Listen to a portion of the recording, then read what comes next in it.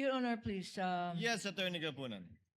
The admonition of this Honorable Presiding Officer, Your Honor, is to be patient, Your Honor.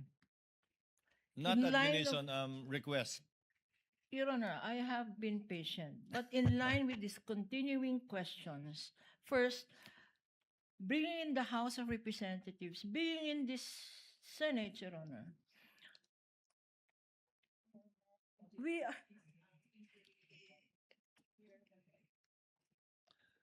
Counsel. is in response to, are we auditing? Your Honor, please, if they're making a point that this witness, that the COA witnesses here, Your Honor, are here to testify because they're scared of the budget for their agency, or they're scared of this congressman, Your Honor.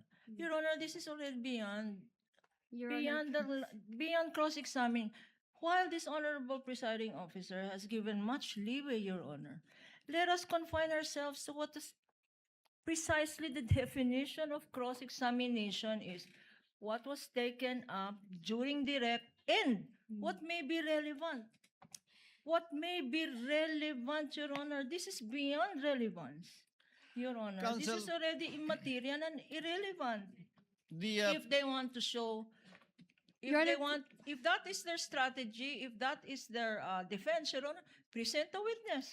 no, it's Present. not it's not an objection, Attorney Christine. I think it's more of a manifestation, but the presiding officer would ask you to move forward. I think the Yes, senator Your Honor. judges in the court see your point and Yep. where you're going at in I relation will. to this. yes. You can move on to your next point. counsel. Actually, Your Honor, just a quick manifestation. The council is preempting my questions. I will not be asking questions on the budget, Your Honor. That's not the line of my the line or the questions that I will That's not ask, the Your point. Honor. Your Honor. Can I continue, Your Honor, please?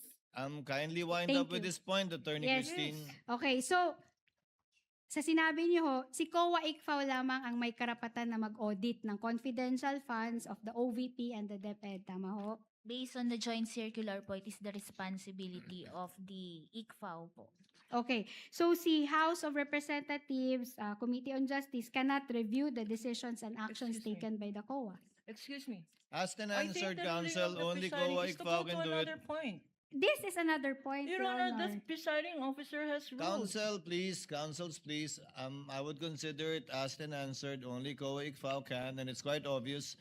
We can even take judicial notice of that as part of the law that the House does not have any power nor jurisdiction, nor the Senate for that matter, to review the findings of an independent constitutional commission, which under the law she answered to, can only be appealed via petition for certiorari under 45, citing Rule 65 to the Supreme Court.